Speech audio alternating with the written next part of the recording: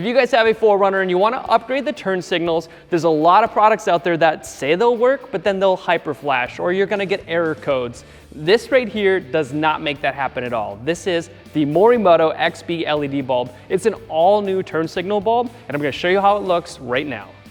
Now, time and time again, I put in bulbs that are resistor free. However, those bulbs oftentimes would then conserve their energy, which means they ramp down just a little bit, which then does not provide enough resistance to the vehicle, which then just causes a hyperflash where it blinks rapidly.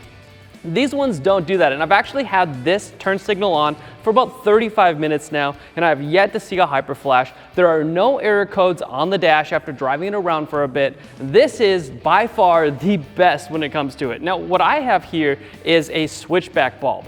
That is, when you hit the turn signal, it is that amber color and it's extremely bright. But when you're driving around during the day, it's like an additional daytime running light. It's a switchback bulb. Morimoto does make these for the taillights as well. They're not polarity specific, which means it doesn't matter which way you plug it in, it's going to work.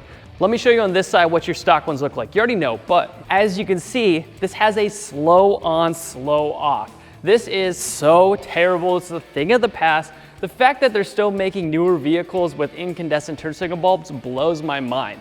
This is going to burn out. You're gonna have to reach up here anyways and replace it. Why not replace it with a bulb that actually works? So I'm gonna get rid of this one. I already did that side. All I'm gonna do is reach up here, remove the bulb socket. Before you reach up here though, you do have the fender liner you have to replace, which is often held in by two 10mm bolts. So grab a ratchet, 10mm socket, and let's remove those.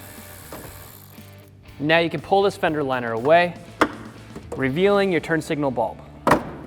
Now's a good time to take off your watch before you shove your hand up here and remove your turn signal bulb.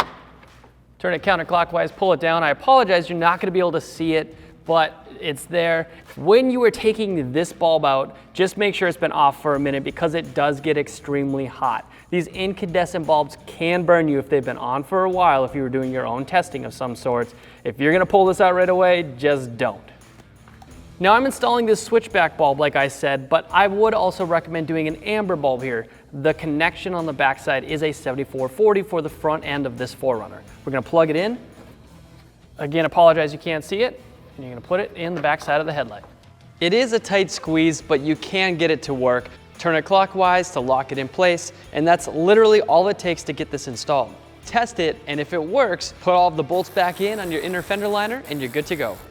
Now I get it, this probably does sound like an ad, and it's true, we do sell this at headlightrevolution.com, but if you were my friend or my family member, I would recommend this bulb for you because it does not leave you with any issues. This does not cause hyperflash, which a lot of the bulbs out there did. Even if you left it on or you're driving down the trails and for some reason you have your hazards on, you are not going to have issues. So, as a friend or a family member, if you're watching this is the bulb to get for your 4Runner. Now, we do test a lot of products here, as you know. We've got off-road lights for the fog light area. We've got ditch lights. We even tested aftermarket headlight housing replacements if you don't want to deal with bulbs at all. Go to headlightrevolution.com, type in your year, make, and model, and we'll show you guys everything we've tested that's actually good for your 4Runner.